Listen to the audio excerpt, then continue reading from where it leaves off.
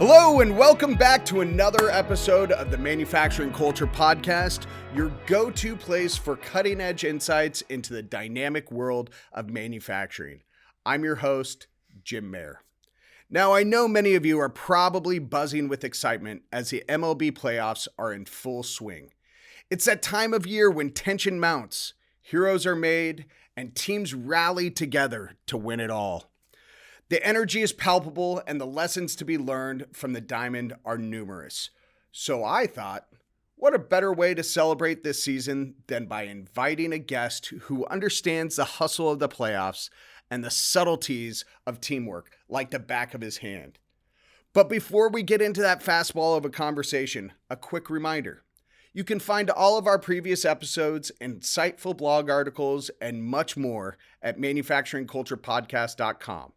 Don't forget to connect with us on LinkedIn, Facebook, Instagram, TikTok, and now even YouTube to keep up with our latest updates and engage with our ever-growing community of manufacturing enthusiasts. A huge thank you to our sponsor, Spironi, for supporting this podcast. When it comes to precision, reliability,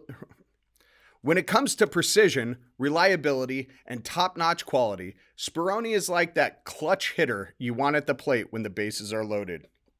We couldn't be happier to have them on our team. Now, let's introduce our all-star guest for today's episode. Coming to us with a batting average that's just as impressive in the boardroom as it was on the baseball field, we're thrilled to have Chris Caves join us today.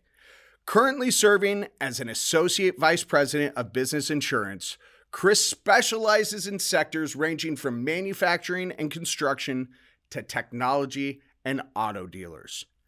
But what's truly fascinating about Chris is how his life in baseball, playing all 4 years in college and another 4 in the minor leagues, has informed his unique approach to business. This man is not just a consultant, he's a coach, a mentor, and a strategist all rolled into one. With a degree in sports and fitness management, along with a minor in psychology, Chris knows what makes a team tick. He understands the mental grit needed to weather a slump, the camaraderie required to celebrate a win, and the leadership skills vital for steering a team, be it a manufacturing workforce or a baseball squad, toward success. Off the field, he's a dedicated family man and an Arizona native who loves spending time outdoors, golfing, cycling, and even working on classic cars. So whether you want to talk about reducing risks in your manufacturing operations or the torque in a 1967 Shelby GT500, Chris is your guy. So grab your ball caps and mitts, folks. This is going to be a deep dive discussion into the nitty-gritty of what makes a team successful in baseball and in business. We'll explore how the strategies, the tensions, and the triumphs of America's pastime can teach us valuable lessons about teamwork and leadership in the manufacturing industry. This episode is a World Series of Manufacturing Culture Talks, and you won't want to miss a single pitch. Welcome to the show, Chris Caves. Thank you for being our guest today. What an intro, man. Thank you for that. Yeah, absolutely, man. Incredible. I've gotten to the point where I'm telling every guest, this is my favorite part about the podcast, is writing the intros, taking I think you sent like a paragraph of bio and making it into that. That's my favorite part. I think I missed my calling. I just need to be a It's almost like man. a documentary on ESPN, right? So that was like the intro, and then you're going to get into the 60 minutes of the pain of what the players went through. Gosh. 30 for 30. Yeah, there Jim you Mayer go. on Manufacturing Culture Podcast. I don't know if I can say that. ESPN. No. So sorry. Yeah. Oops. Oh. And this is done. Yeah, and we're sued. We're shut okay. down. All right. Well, that'll be fun. Good thing they have lawyers and I don't. So Chris, we're in a studio today in Mesa, Arizona. This is the first time I've done anything like this in a studio. It's wild. There's a TV. There's much better equipment than I'm used to. I'm sitting with my guest, and it's not in a machine shop with machines running in the background or at a trade show. This is a brand new experience for me. thanks for being along on the journey. This is pretty neat. Thanks for having me. There's lights in front of us. Like, I mean, this is a real deal. Yeah. Right? Yeah. This is the This first is the time big leagues, I've right? felt This legit. is the big leagues. Oh, I've graduated. I've gone from AAA into this is the big leagues. Got it. This All is right. the big leagues. I like that you're keeping up with the theme, buddy. There you go. I like it. There you go. So, Chris, let's talk about your history, your journey, because not only does it envelop manufacturing, which we all want to hear about, but your journey is a lot more about leadership, teamwork, camaraderie. And that's where we're going to focus on today's conversation. So talk to us about your journey. How did you get into baseball? How did you then play for so long? What kind of cool stories do you have from the minor leagues? I mean, you and I were at a D-backs game, I think it was last season. And you were telling me some stories over a beer, soda, A beverage. Tell us about your story. Yeah, so that's do your listeners have 4 hours? And so, well, no, it's funny. I mean, it's a great story. There's a lot of sub stories within my upbringing, but getting into baseball, I was raised by wonderful parents, wonderful grandparents. I mean, I was very, very blessed with the upbringing that I had. We didn't exactly have a lot of money, but we made a lot of what we had. Sure. And so, my parents divorced when I was really young. I was 5 years old. My parents divorced, and getting into baseball, it's funny. I came from a dancing family, so Really? both of my parents were professional ballroom dance instructors, and worldly ranked, unbelievable in their time, unbelievable dancers. And so, when they separated, my dad and mom owned a studio. My dad continued owning that studio for 26 years. Wow. Beyond that, but really growing up at the age of 2, it's like, well, what's Chris going to do? Well, let's put him in dance, right? And everybody in my family got put into dance. So I did a little tap and jazz and tumbling and all these things when I was this little tyke, and it was fun. Well, when I was 5 years old, somebody that my mom had been dating at the time said, well, it's time to buy Chris a glove and give him a bat, and I guess he'd go into baseball. And she's like, he's going to do what? And so that's how I got, literally, that's how I got into baseball is like, hey, everybody else is doing it. You might as well do it. Right. And so, but on top of, dance and tumbling and baseball, we also did basketball and everything else that they could possibly shove me into to give me a number of different experiences. Wow. And so getting into baseball, it was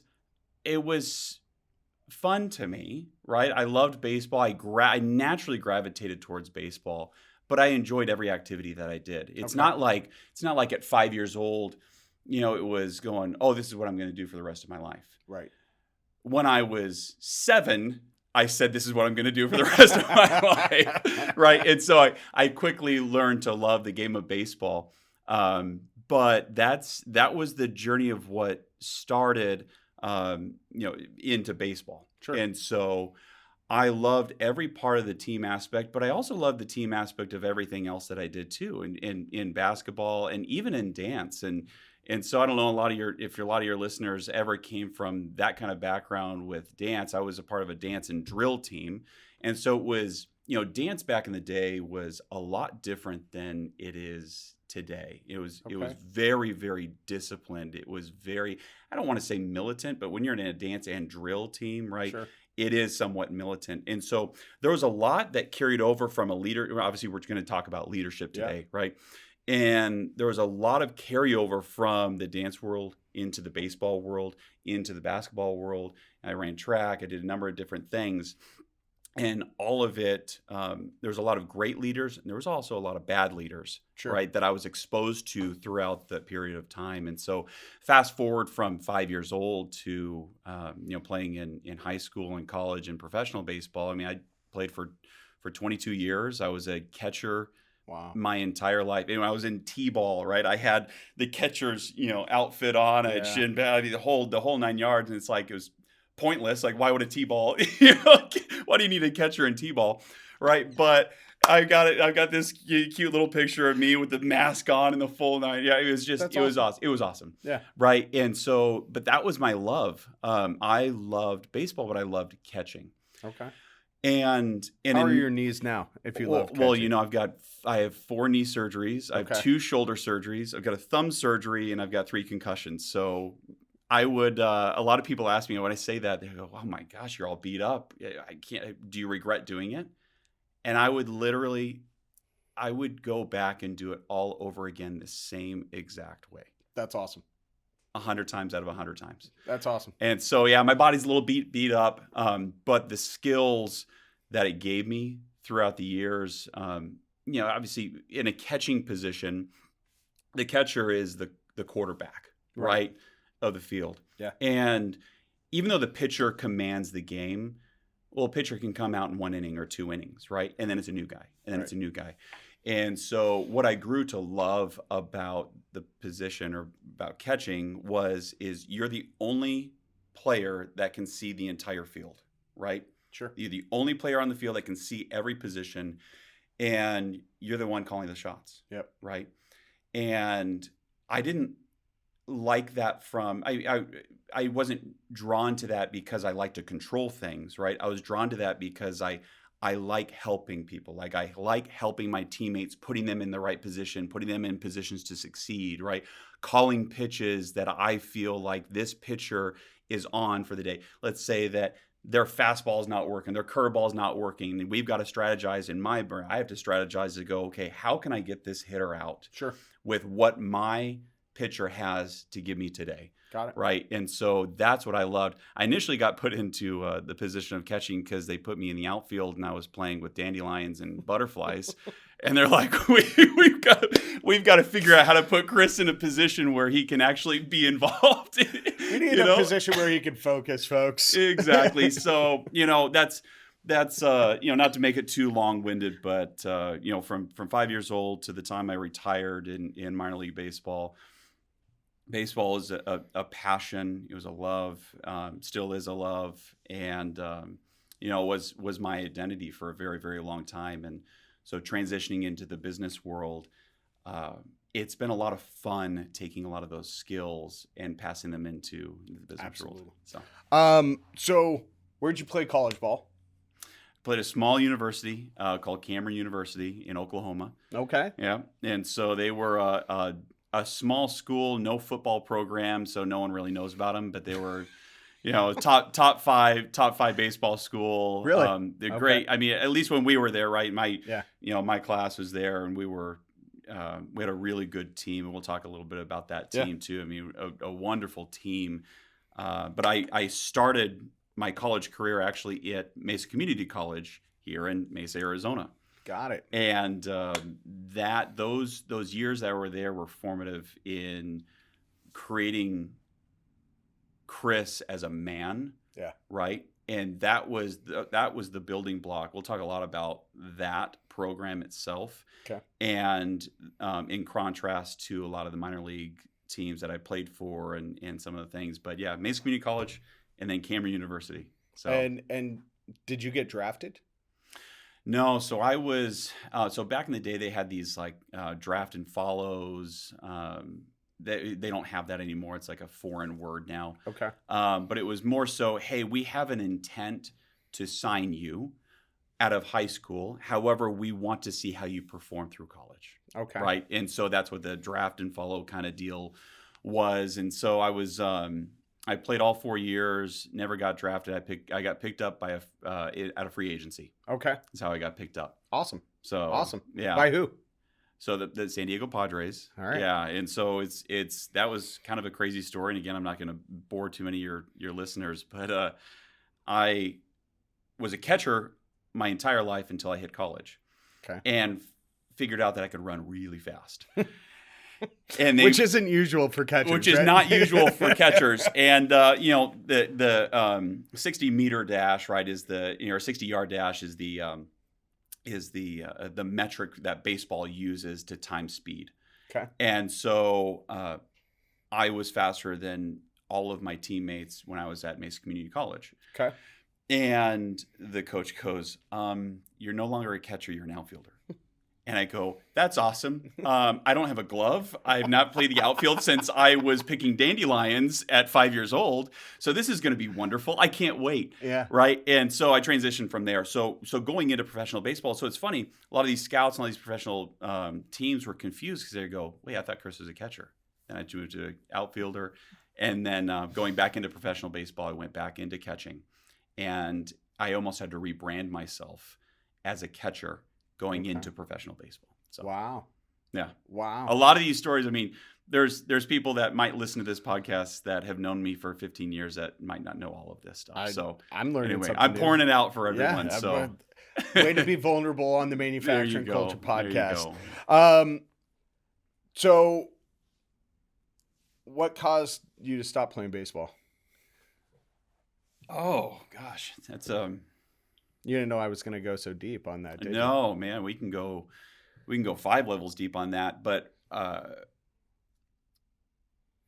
injuries, opportunities, and performance. Okay. So I'll say those 3. If we're being vulnerable, right? Yeah, we're in a absolutely. safe space. Yeah. So injuries. So I had my 2 shoulder surgeries when I was out of baseball. But what my organization didn't know is that I played like the last 2 years of my career with a torn rotator cuff. Wow. And so I was never quite known for my arm strength. I was really known for my arm accuracy and blocking and my mind, right? So I was a very good defensive catcher. And I was a very good defensive catcher that could also hit a ball further than anybody on TV, but I struck out a bunch, right? A lot. So you're like Jobu. I was Jobu. I was the epitome. I was a real life Jobu. That's exactly it. All right. So yeah, I mean, I literally, there was only a handful of guys on TV that could hit a ball further than I could. As long as it was hard and straight. I mean, the faster that ball came in, the further it was going. I didn't care if somebody was throwing 105 or if they were throwing 85, doesn't matter. The ball was going a long ways as long as it was straight. If it had a little bit of a wrinkle in it, different story. And I got exposed real quickly. The last couple of years of my career, I got exposed to the curveball, and that was, I laugh because I say that was the end of my career. Yeah. But I kept my job for the last 2 years because I was a good defensive catcher. Cool. And so, but injuries played a part.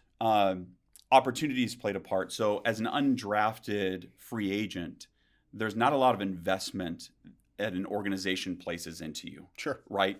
And so they want ROI. That the money ball is a real thing. And I know that movie came out a long time ago, but the Oakland Athletics really changed the game with analytics, really changed the game with how they look at drafting and draftability and projectability.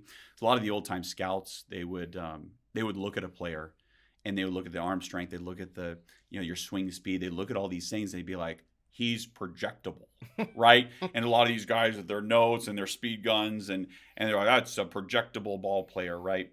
And what those guys, those old timers, I say the old timers, these scouts, unbelievable at scouting talent. Right. But as that era kind of switched over and those scouts started to become older and the new regime came in, a lot of these newer, younger scouts didn't know how to quantify why they wanted to pick a guy, right?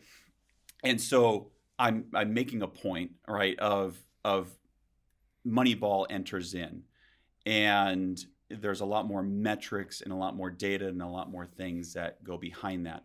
Well, what comes with that is ROI.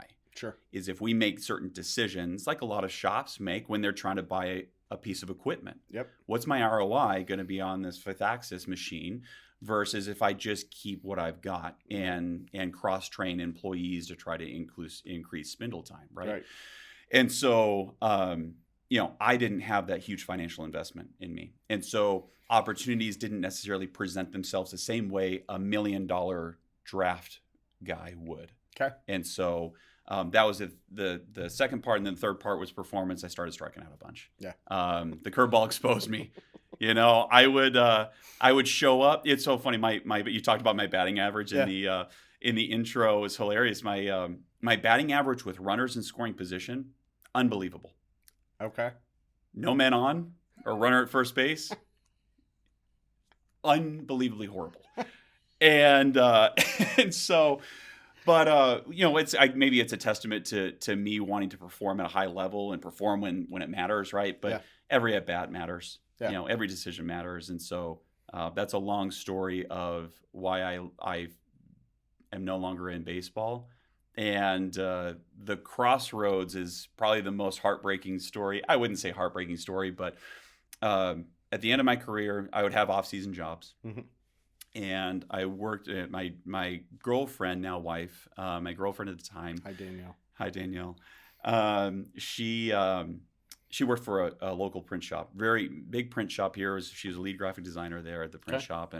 And the business owner needed a guy just to do some handiwork on the side. And I said, okay, I'll come in and I'll do it. And I've always been a yes, sir, no, sir, just put my head down and work and do the right thing. And I never talked to my wife at all when I was at work. Like, I would show up to her work, I would get my job done, and I'd say, okay, honey, see ya, right? And I'd leave because I didn't want that. Are we having dinner tonight? Right, exactly. Yeah, exactly. What do you want me to throw? You want to throw some steak on the grill? But anyway, so that business owner was, he was insured by a company. Okay. And said, hey, Chris, the skills that you have, I really like the way you work. I think it would bode well to go into this industry. It's a very stable industry. It's quote unquote recession proof. Yeah. The insurance industry really is. I mean, everyone needs insurance, right? And so from a commercial standpoint, and I'm like, yeah, sounds good. Sure. I'll interview, but I'm still going to go back and play baseball. And I was talking with the Chicago Cubs to become their bullpen catcher, right? Okay. At the time, and Jed Hoyer and some of the older guys that were with the Cubs organization. And fast forward, I chose insurance. Wow. Body was breaking down. Opportunities weren't necessarily there anymore, and it was probably time. I had a lot of people encourage me to say, "Gosh, Chris, you've got a lot of really good skill sets in the baseball world." Like, we're talking managers of major league organizations that I have spoken with, and they go, "Chris, you're better suited going and serving." Clients maybe in this use your brain and use your skills in other ways versus just being a bullpen catcher. And there's nothing wrong with being a bullpen catcher. I'm not talking down on bullpen catchers. There's a lot that they do for an organization in a very good way. Yeah. And so here's the heartbreak portion. I was wondering. You said heartbreak. I took the insurance route, which is awesome. 4 years later, my wife and I are sitting on the couch. She's a huge Cubs fan. Her and I are sitting on the couch and hooting and hollering and screaming and yelling because the Cubs just won the World Series. And all right, there it is. So Cubs are still breaking hearts even when they win. It's they break the 100-year spell, Mm-hmm. and I'm like, you have that sinking feeling going, decisions, right? Gosh, if I would have done that, would I have stayed with the organization? I could have had that World Series ring. I could be on that field, right? Wow. And that's one thing where you sulk for about 45 seconds. And you go, no, I'm really happy with the decision I made. Yeah. Right. And so that's the heartbreak. So talk to us about your journey into the manufacturing industry. I mean, because you sell insurance. How did you get into skilled trades specifically? I mean, construction, manufacturing, those aren't easy industries to just walk in off the street, not knowing much about, and build the relationships that I've seen you build over the time that I've known you, which is 8-9 years at this point. Yeah. So how did you get into this industry selling insurance? The short answer is I was thrown into it. Okay. That was the short answer. Voluntold. Yeah, voluntold. Really what it was. And I've got a mechanical background, right? You talked about classic cars and rebuilding classic cars, which by the way, it wasn't Shelby. I had my dad and I restored a 69 Mach 1. It was an old beat up. It was an old beat up 69 Mach 1, and right. It was an eBay car. There's a long story, but do you still have it? I still have it. Are you bringing it to the car show? I should. You should. I should. All right. But it's funny. When I married my wife, I said, "Hey, you know what? There's just only one condition. Like, if we go bankrupt, we're gonna have to live in this Mustang. Like, I'm so sorry, you know." And so, but I came from a mechanical background, and I loved just tearing things apart and putting them back together. I loved Legos, Connects, erector sets, all that stuff. Yeah. I loved it. And so, I never even thought of the manufacturing industry to be something that I would fall into Sure. and love as much as I do. And so the insurance company that I worked for about a decade, they specialized in only about 16 industries. One of those industries was manufacturing. Okay. And I inherited a very tiny little book of business, but 4 or maybe 5 or 6 of those clients that I inherited were small little machine shops. Okay. And the first time I stepped foot into one of those machine shops, you smell the cutting fluid and you see the spindles turn, you see chips flying, you go, I just knew it. Yep. And I go, I love every part of this. I literally, and I can't, and my wife looks at me, she's like, "You're nuts." And I'm like, "No, I love every part of this, and I want to pour my life and soul into this industry, and I want to ensure, right, not to talk too much about it, but I want to insure these people properly because the insurance industry as a whole doesn't necessarily at the time know how to insure manufacturers or the specific challenges. They write policies and they go, "Hey, here's some expensive paper." Right. But really pouring into the why and what makes manufacturers tick and really the industries that they serve, which is everything. I mean, everything on this table is from manufacturing, Absolutely. right? And so it was from that time forward, I just dedicated all of my energy and effort into the manufacturing world. And it went from 7 clients to 85 machine shops very quickly. That's awesome. And so, I love it. Love That's every awesome. minute of it. So over that time, you've inevitably been in shops that, and this is the real meat and potatoes of the episode today, that use my least favorite phrase of all time when they talk about their employees as being a family versus being a team. Have you seen that dynamic? Have you come across those companies that have said, "We're just a big family here"? I don't. Yes. Okay. Yes, I have. And you know what? And I don't know if it's just they don't have anything else to describe, right? Because I think it's such a natural thing to say, like, we're so close, right? Sure. When you've got even close friends, you say, "Oh, we're family." Right. But there's a big distinction between your frustration. I'm sure it's a big distinction between a family and a team. Right. And a team unit. Right. And teams can be close. Teams can be unbelievably close. You can hang out with each other outside of it, right? Absolutely. But families, it's really hard. And I've said this on multiple episodes. So anybody out there, I apologize for the repeat. It's really hard for a child to hold an aunt and uncle accountable. It's really hard for them to hold grandma and grandpa accountable for their performance within the family unit, right? Yeah. On a team, any level, if it's built correctly, any person on any level of that team can hold anybody else accountable for their performance and their actions, right? I would agree with you. There's a lot to unpack with that too. I mean, there really is. I mean, you could have 4 podcasts about that. I mean, really, you could. Well, maybe we'll have to create a little series, a Chris and Jim series on leadership and teamwork and all of that. Yeah. Yeah. All right. So the thing that I think of, the 2 things that immediately pop out to me when you say that, first off, you don't know. We talk about perspective, like you and I have talked about perspective before, all the time, right? You don't know the family dynamic of your employees. Your employees could hate their family. Absolutely. And they could have not talked to their sister for 10 years or their dad for 15 or whatever. So the term family could be really negative in their mind, right? And when you start spreading that, you say, we're family. And then you've got a machinist that goes, "I hate my family." right? Or I'm going through a divorce. Or I'm going through exactly. I don't even Right? want to. I don't even want to hear this word, Yeah. right? And so I think that's something to be cautious of.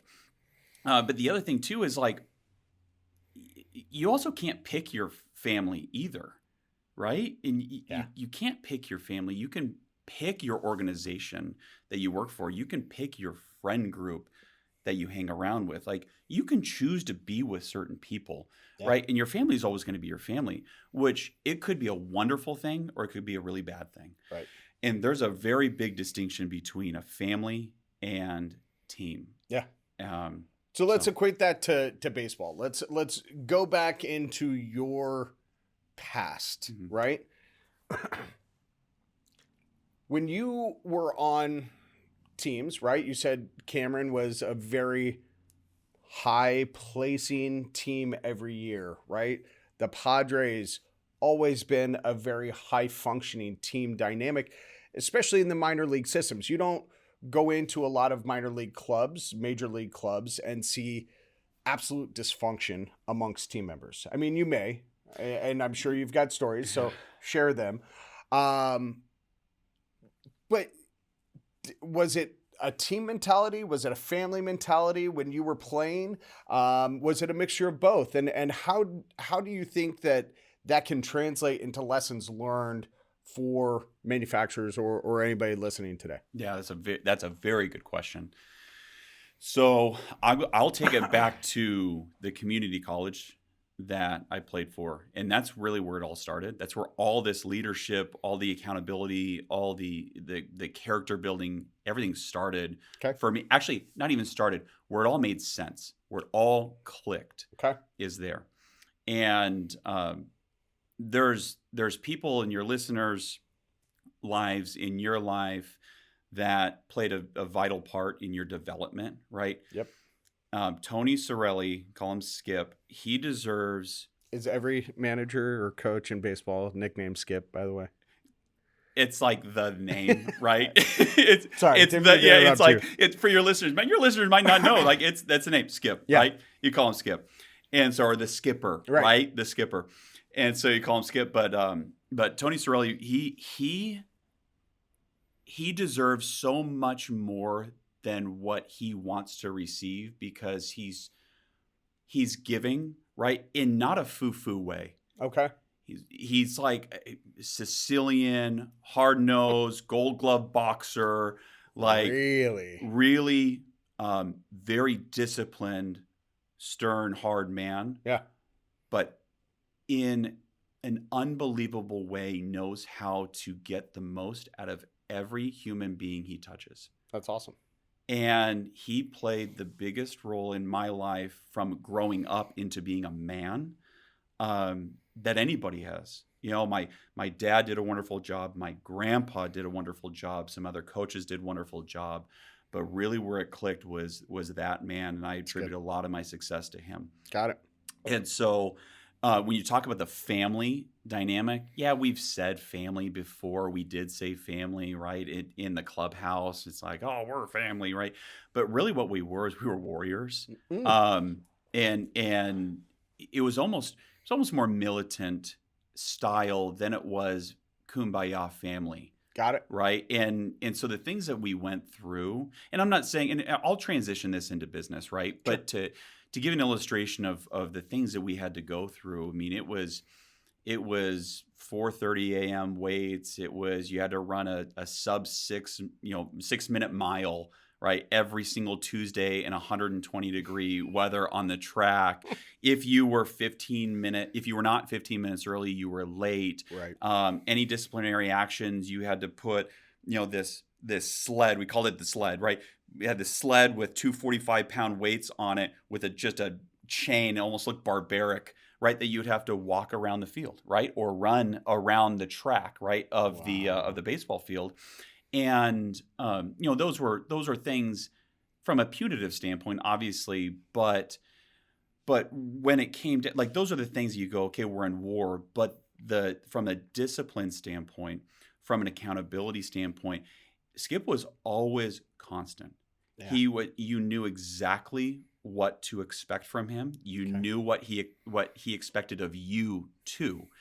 And so you could always count on him, and you could count on your teammates. So we laugh because you say we were going through war Yeah. because of the physical exertion that we were expending, right, on a daily basis. But it was also the discipline that was instilled, the small ball per se, right, that a lot of people talk about of you're doing drills all day, every day. You're doing specific drills for an hour, for 2 hours. You're going, why are we doing this over and over and over and over and over again? And as a young kid, you're like, we get it. Like, Skip, we got it. Like, we've done this for 5 hours for the last 9 months. Right. Like, we get it.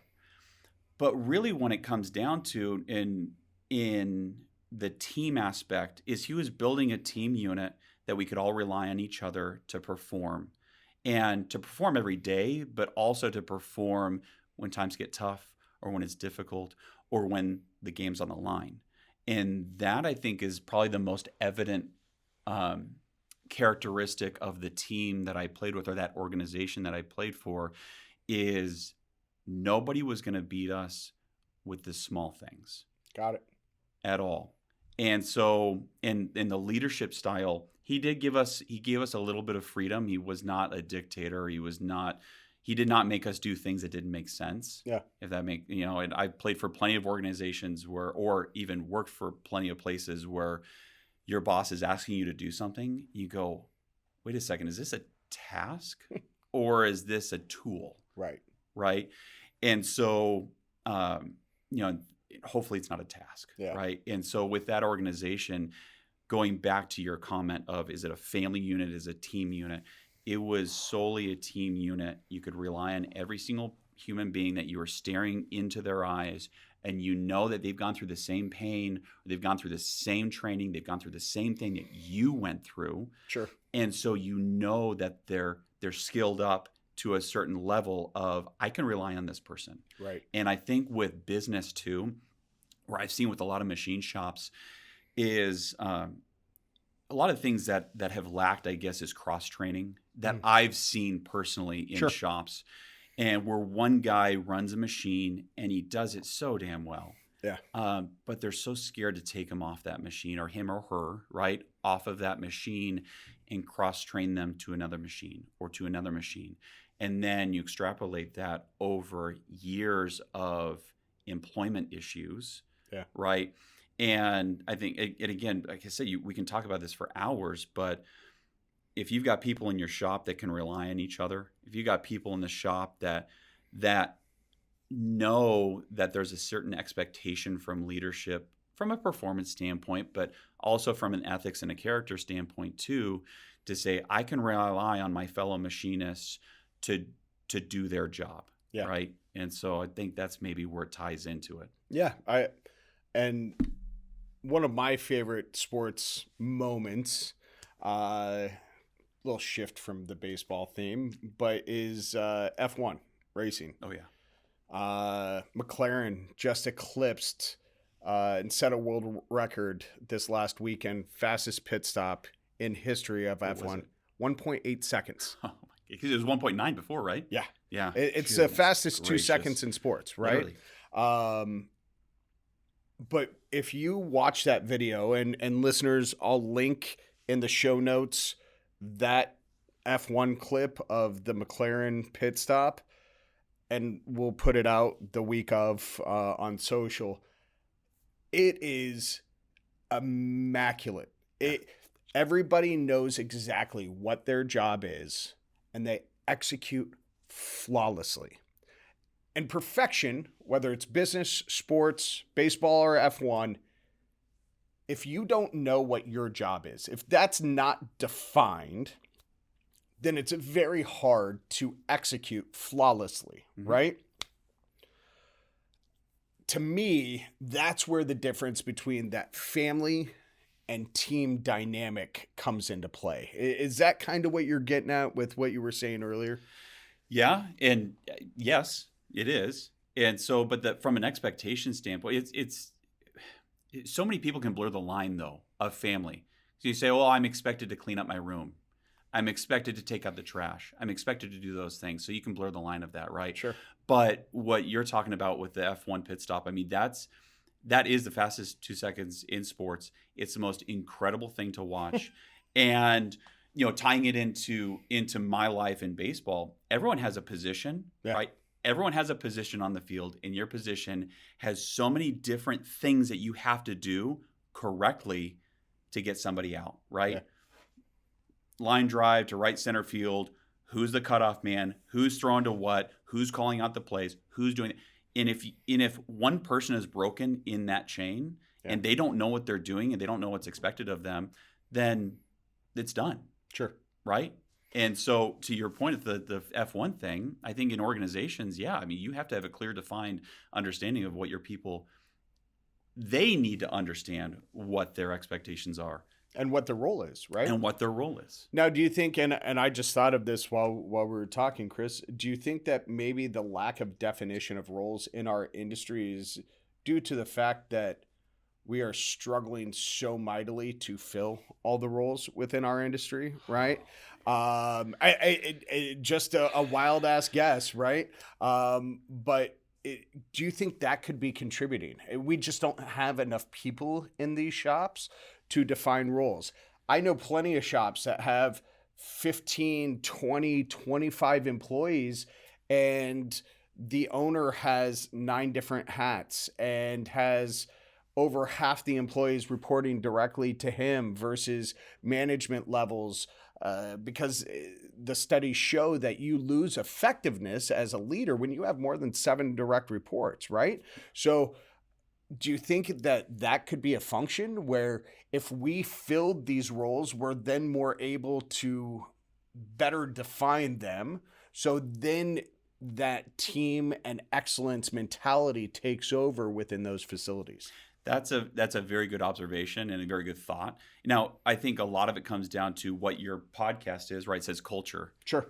Right. And so I immediately, when you say that, I think about culture. And yes, the dynamic and the hierarchy within an organization matters too. Yeah. And you and I have, the same clientele, right? And so where it's, I could have a manufacturer that has 450 employees, but they have different problems than one that has a 15 employee shop. Right. Right. And most owners are wearing 15 different hats. Right. And, we can get into conversation about delegation and trust and all of that too.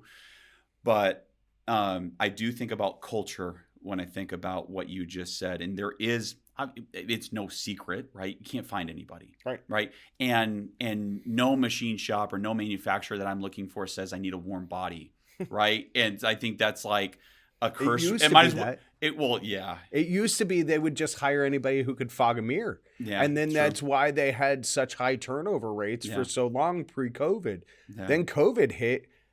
The workforce started thinking, oh, I know my value.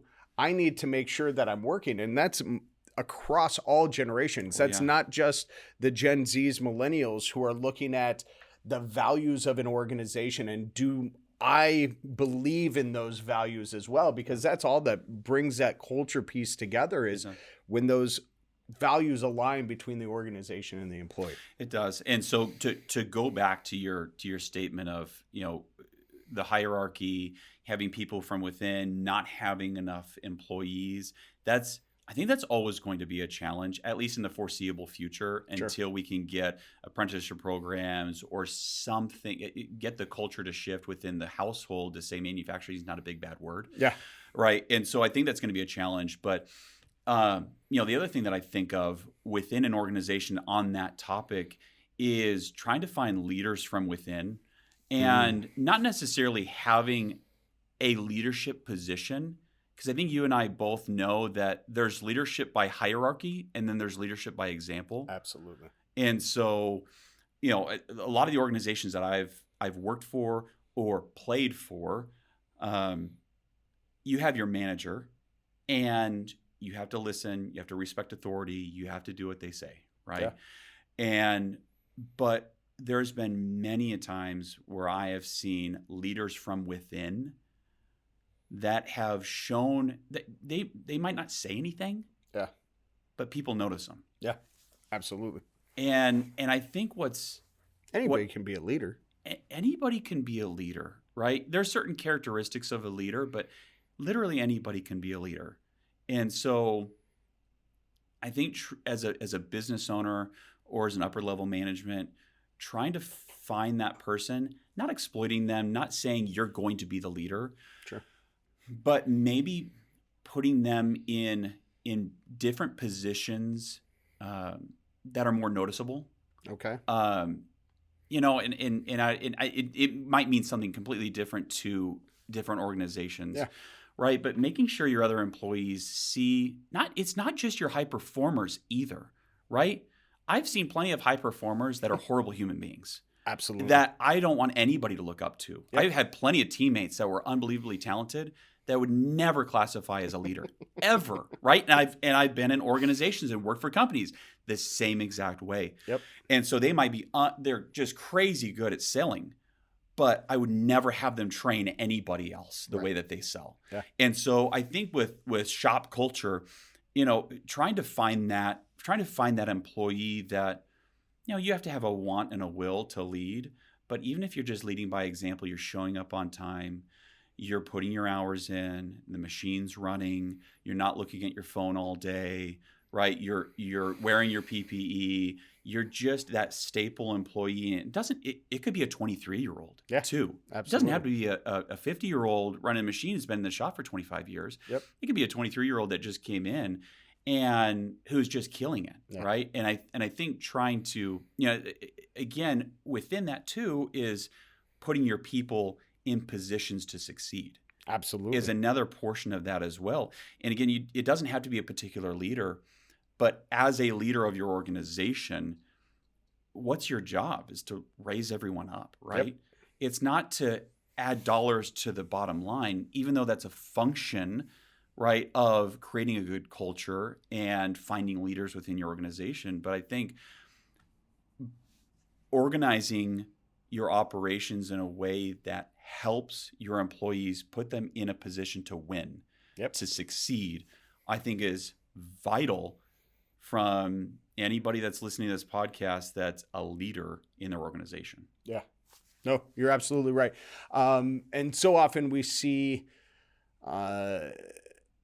great individual contributors, and this isn't just specific to manufacturing, right? We see it in sales. I used to see it in distribution. I'm sure you see it in insurance. You've got an individual contributor that's just absolutely killing it, whether it's on a machine as an operator, a machinist, program management, project management, sales, whatever the case may be. And the person in front of them on the org chart dies or retires or quits and leaves for whatever reason. And that person, that great individual contributor, then moves into a leadership position, right? And to your point,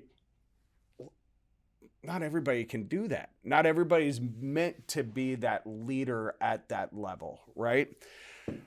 So I'm curious, going back to baseball, tying it together with manufacturing and culture, how does baseball identify future leaders, right? And how can we take some lessons in manufacturing and developing, for lack of a better term, a farm system of leaders within manufacturing, right? How do we do that? Because I teach leadership development courses here in Phoenix. I help organizations develop and identify leaders, but we're at a point where I don't know if it's enough right now, right? And so how can more people hear this message from you and start to do that internally? How did they do it in baseball? Yeah, baseball is it depends by organization. Some organizations did a wonderful job. Some organizations did a horrible job, which I think, to what you said, you go, well, he's just next in line. Right. Is the worst thing that you can do to make a decision to say, well, he's done his time and, it's his time to shine. Yeah. Number one, he might not even want that. Right. He or she might not even want that. But secondly, I think about hockey. Actually, this is like you talking about this makes me think about Wayne Gretzky. Okay. And Let's Wayne go Gretzky. to a whole different. Let's bring the third sport in No, on gosh. today's conversation. Well, I mean, there's a lot of examples in baseball, but I think the most prominent example to me, Wayne Gretzky's one of the arguably He is the greatest. Yeah. the greatest, The right? greatest of all time. Yeah. In his field, right? In hockey. He became the manager of the Coyotes, and people despised him. Right. They didn't want to work for him. They didn't want to play for him. He wasn't motivating. He was the best player, the greatest of all time on the ice. And it was his time. I guess it's his time to put him as a manager of the Coyotes. And it didn't work out very well. Right? I think that's the prime example of that. Jordan. When he went to the Wizards. Right? Elway, as a GM, wasn't successful, right? It needs to be identified, in my opinion, right? All this is opinion, right? Yeah. It's all objective.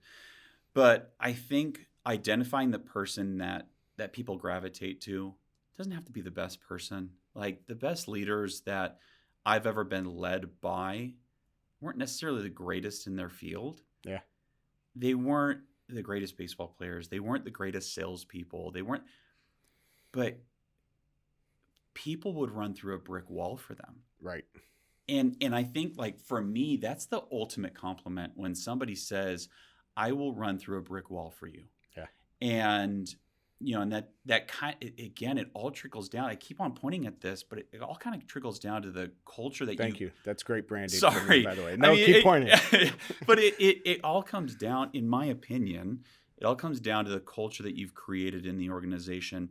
Now, are you going to have casualties making a decision to promote a machinist that doesn't have the tenure as somebody else?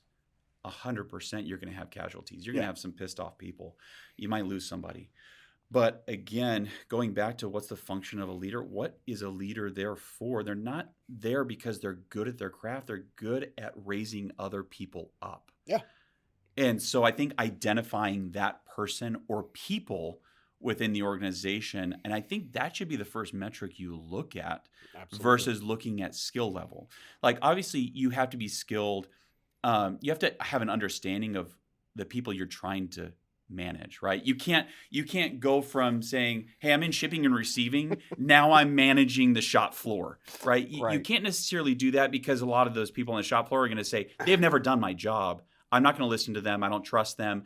I don't believe that they're in that right position. Yeah. But if you find that person that has a skill, right, that has the skill to want to pour into others too, that people gravitate to, and we might be talking about an anomaly here. I mean, there might not be that person in somebody's shop. Yeah.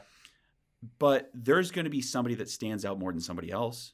Absolutely. And that's been apparent in every shop that I've walked into. Yeah. There's that one, because I ask business owners all the time, who's the one person you can't live without? Yeah. Right? And every shop has that group of people that they pay 5 to 10% more just to make sure that they don't leave. They don't leave. Right. And we keep them happy. So, but finding that within the management level, middle level management, with creating the culture below from top down, right? I think it's multifaceted. Well, a middle manager's job is to take those values of the organization and connect them to the employee, right? And that's when you get that word, right? And I talk about it almost every episode. That is what makes a culture, is when organizations' values and individual values align. That's culture. That middle manager's job is to say, okay, John, what do you value in life? Oh, you value XYZ? Here's our company values. Here's how that connects. Go do your job that much harder, that much better, right? Yeah. Go give me that much more effort to get that done, right? That's a middle manager's job. It could also die with the middle manager too. Tell us more. I mean, that's why these positions are so vital, because I've been at the bottom of the totem pole. We all have, right? And when you have a disconnect between you at the bottom of the totem pole and the owners of a company, and you have something that's broken in the middle, you have no direction. You don't know what's up, what's down. You just show up and you clock in and you clock out, Yep. right? But the word that I think of is interdependence, right? And we all rely on each other to get our jobs done. Yeah. And so, and it's so cliche, but the pillar, right? The pillar of interdependence. But the visual of a pillar is probably the best illustration that I can think of, because it holds up very heavy things, right? Sure. And if one piece is broken, which would be middle management, if you have one thing that's broken, you have one little thing that's cracked in the middle of that pillar, everything comes crumbling down. Yeah. And I think, again, we talk about culture a lot, but we should also talk about trust. We should talk about accountability. We should talk about a lot of those different things. But organizations can succeed tremendously if everyone has the common goal and everyone believes in that common goal. And it doesn't matter if it's shop employee, the guy mopping the floor, or the owner, or everybody in between, as long as somebody understands what you're trying to accomplish and why you're trying to accomplish it, people can jump on board. Absolutely. And so that's why I say it can live and die by the middle of your middle of your organization. Yeah. I love it. I love it. Let's talk about turnover a little bit. It's a big deal in manufacturing. Numbers came out.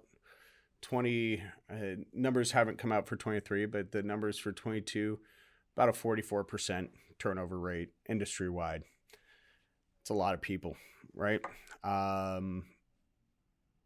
About 8% of those people, according to the research that I've done, the numbers I have, 8% have left completely, right? The industry. So leaves us with fewer people in this industry.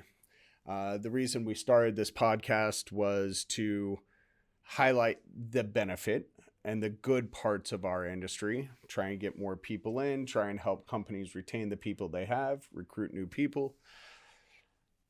What are some ways, unique ways, that you could draw from your baseball days to help recruit and retain better in the manufacturing industry? That's a good question. So I know from the baseball, I'll talk about baseball and corporate. Mm-hmm. Baseball and corporate. So in the baseball industry, attracting and retaining, I think about college and college recruitment is huge, right? And some of these college recruiters make a boatload of money because they attract the best talent. Sure. And these baseball players will go from high school to these schools based on a promise. Okay. And what does typically that promise look like? The promise is either opportunity, which is playtime, right? It's your promise for opportunity, your promise for advancement. Let's say you're a freshman or you're senior out of high school, you're going to be a freshman in college, and you're a catcher, but there's a sophomore catcher, and he's got 2 more years to play. Okay. You're relying on the promise from the organization to say, Chris, I know that there's a sophomore here. However, or a junior, sorry, not a sophomore, a junior here. And I know he's got 2 more years to play, but you're our guy. And I want to develop you. I want to train you. So when he's out, you're in. Got it. And that's what gets a lot of young athletes to go to these organizations. Now they can come in and also play immediately. Sure. Right. And that's the promise of opportunity. And I think taking that topic and going to the workforce, I think there's certain people that like their job, right? And they like just doing one thing, clocking in, clocking out, totally fine. They don't want to advance into management. Right. But going back to what you said, you're like, well, why do you work here? Why do you want to work here? And identify if somebody does want to move up, right? But I think communicating the opportunities at the organization and communicating what you're trying to accomplish, right? A lot of these these college sports teams, they say, let's say we're in a rebuilding phase. Mm-hmm. You're a key piece to our rebuilding phase. We're going to go to the College World Series in 3 years or 4 years. You're going to play a vital role in that. Got it. And they tell 15 kids that, and that's their rebuilding. Yep. Right? Same thing in professional sports. They do the same thing with trades and acquisitions and everything like that too. But I think clearly communicating what the organization's vision is for the future and how that individual fits into the piece absolutely is important. I think about retention. That obviously what we just talked or what I just said, I mean that plays into the retention piece as long as you follow through on what you say you're going to do, right? And that's a completely different conversation. Goes into the leadership of, can somebody trust you, rely on you? Do they want to run through a brick wall for you, right? Yeah. But when it comes to, in my opinion, from a retention standpoint, I think of an organization that I worked for a number of years. The most outstanding employee retention of any organization I've ever heard of in my entire life. I mean, there's 40, 50-year employees of this organization. The average tenure of the organization was like 26 years. Wow. It was crazy. And it was impressive is the one word I would use for it. And now thinking about it right now, when you ask the question, thinking about why, I think it all boils down to what we just talked about from the acquisition standpoint of employees, following through with what they say they're going to do, but also offering support to all of their employees, right?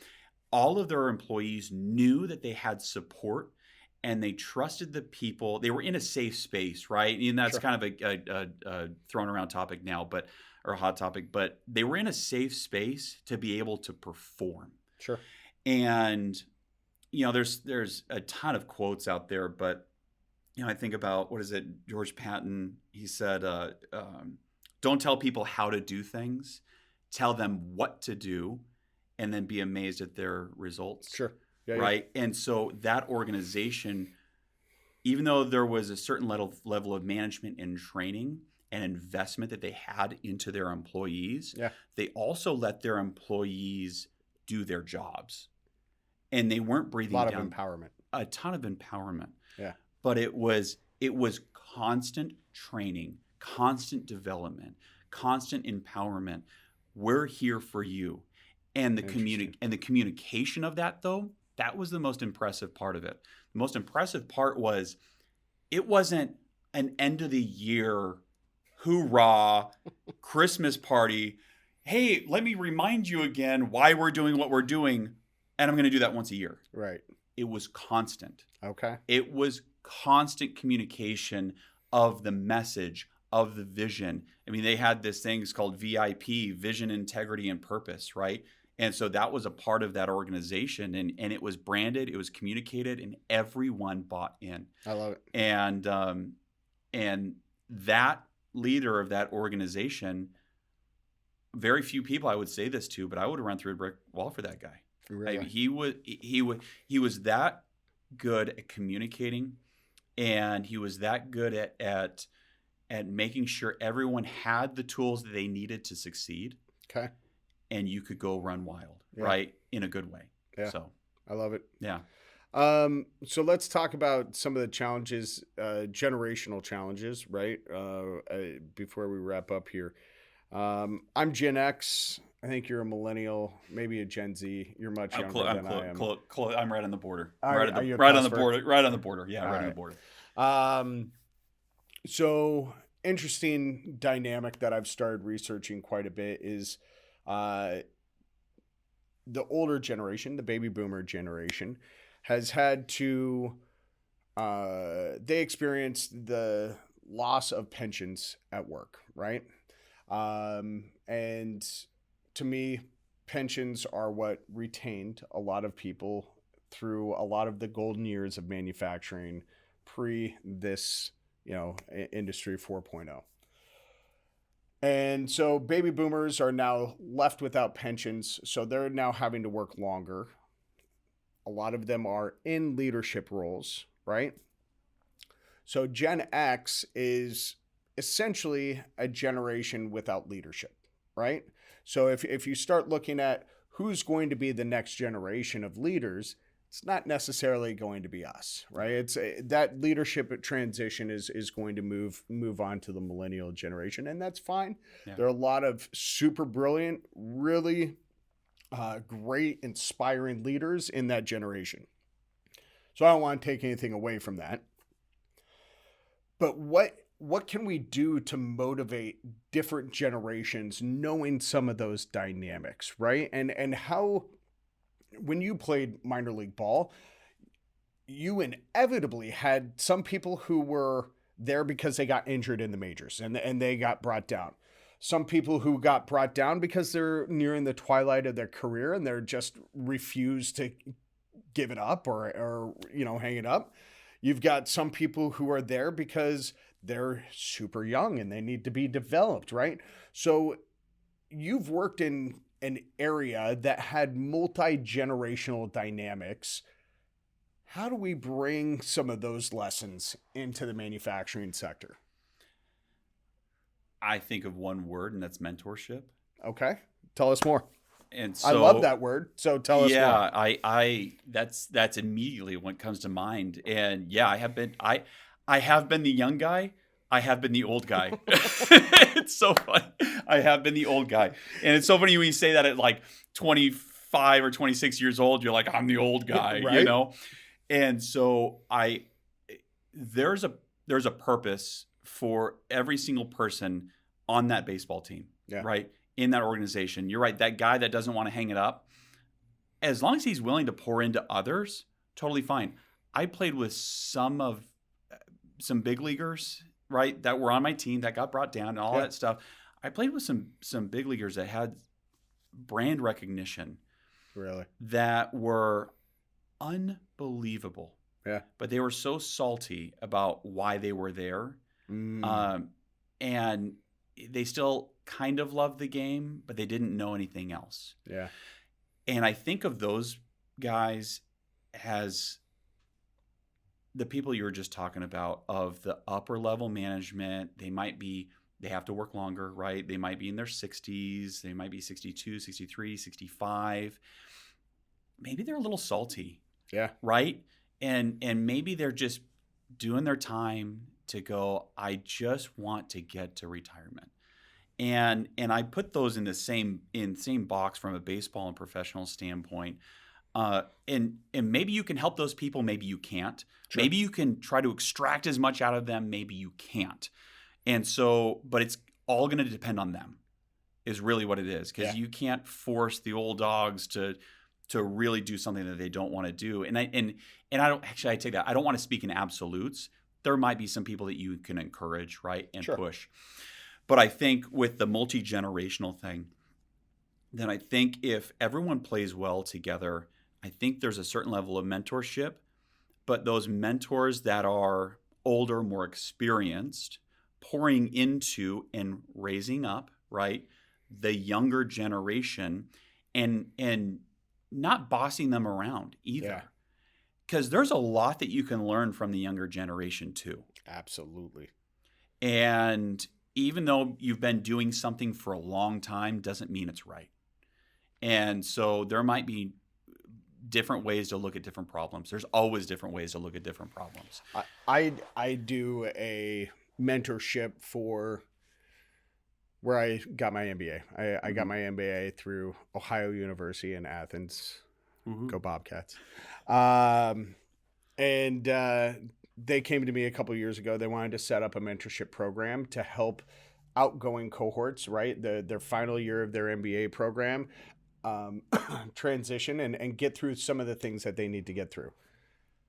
I am on my third mentee right now. The first and this one I've learned more from than I think that I'm giving to them. Right? Amazing. It's been such a magical experience. I highly, highly recommend it for anybody in any stage of their career, right?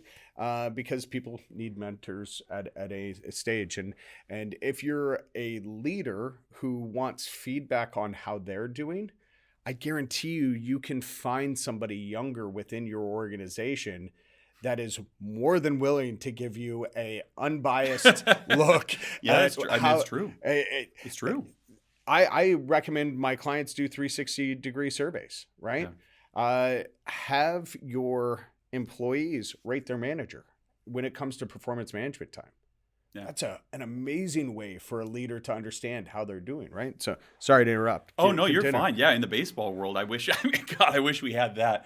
So, trust me, there's plenty of managers that I'm like, can we get rid of him like now, please? So, it's there is so much to learn from all generations. Yeah. And being open. Again, I'm a broken record, but it comes down to the culture. And hopefully there's business owners, hopefully there's executives, hopefully there's upper level management that's listening to this podcast, because there's so much that you can learn from creating a culture that somebody feels safe to at least say these things, Sure. right? Absolutely. To say, you know what, I know Bob and Jill, they've been working here for 25 years, they're doing this, but I have an idea. But having that young person be comfortable enough to be able to speak and say, thank you so much for your mentorship. Have you thought about looking at it this way? Yeah. And that's your future leader. Absolutely. And if you stifle that energy and you don't allow people to bring forth ideas, you're killing your organization. Absolutely. Because you can't just go out and buy that. Yeah. You can't. Yeah. I think there are natural leaders, but I think there's way more leaders that are developed than there are natural. Got it. I agree with that. So, Chris, we're in the bottom of the ninth inning. What haven't I asked you that you want to talk about? Not prepared for that question. That's why I do these. Gosh, things, that's a good question. No, I think, obviously, wrapping this thing up, the thing that I'm passionate about is I'm passionate about people, and I love seeing other people that are passionate as well. And I've walked into hundreds of shops. Yeah. Hundreds of different types of manufacturing operations as well. It doesn't have to just be metal, wood, plastic, rubber, paper, everything in between, and you can feel instantly whether somebody cares about their people or I overheard that it cares about their heart count versus their head count. Right. Yeah. And I think that was Simon Sinek, right? Who said that. And you can feel that instantly. Yeah. And something that I would maybe encourage your listeners is to maybe take that objective look and go, I'm going to look at my people in a different way, and not to hype up, what you're doing. I think what you're doing is amazing because I think it's needed. Thank you. Not just in manufacturing either. Yeah. I've focused a lot on the insurance side. Building a culture of safety. Yeah. And it's the same principles. Absolutely.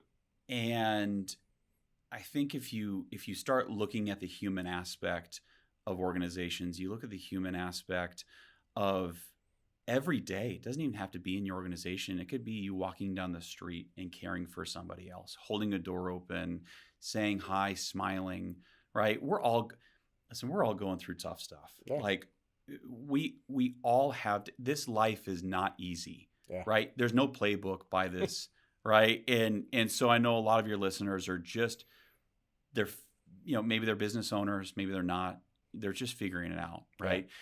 And I would implore everybody to just take the human perspective and really start pouring into people. It will pay you way more than what your bottom line shows. And guess what? Your bottom line is going to be positively affected because of it. Yeah. But you're going to be you're going to be so filled because of it. Yeah. And passion is infectious. Caring for others is infectious. If you as a leader in your organization start caring for others, others will start caring for others. I love it. That's what I want to leave with. I love it. Mic drop on that one, buddy. Jeez. Well, folks, what an incredible episode this has been. We've covered all the bases. I'm going to just keep using cheesy baseball puns. We've covered all the bases today, from the importance of defining your company as a team rather than family to the invaluable lessons the world of baseball has to offer the manufacturing industry. I'd like to extend a huge thank you to Chris Caves for not only sharing his fascinating journey, but for also giving us a playbook on how to build championship-worthy teams in the world of manufacturing. If you're as pumped as I am about fostering a winning culture in your organization, don't forget to visit us at manufacturingculturepodcast.com for even more actionable insights, riveting reviews, and a treasure trove of resources that'll help you hit it out of the park time and time again. Easy for me to say. A special thanks to our sponsor, Spironi, for making this episode possible and all of our episodes. They're the cleanup hitter in our lineup, always reliable and incredibly effective. More cheesy baseball puns. When you're aiming for the big leagues in manufacturing, you want Spironi in your corner. Before I say goodbye, I've got one small favor to ask. If today's episode struck a chord, resonated, or even made you think differently about your own company culture, please do me a solid. Share this episode with your friends, colleagues, and anyone who could benefit from these insights. Also, don't forget to rate and review the show. Your feedback helps us define our game, redefine our game, and deliver the kinds of conversations that make a real impact, because it drives us up the charts. I mean, it's not for my ego when you rate and review the show. It's really not. It's because then more people find out about the show. So keep those rally caps on, and let's continue to aim for the fences as we transform the culture of manufacturing, one episode at a time. Until next time, stay inspired and keep swinging for the stars.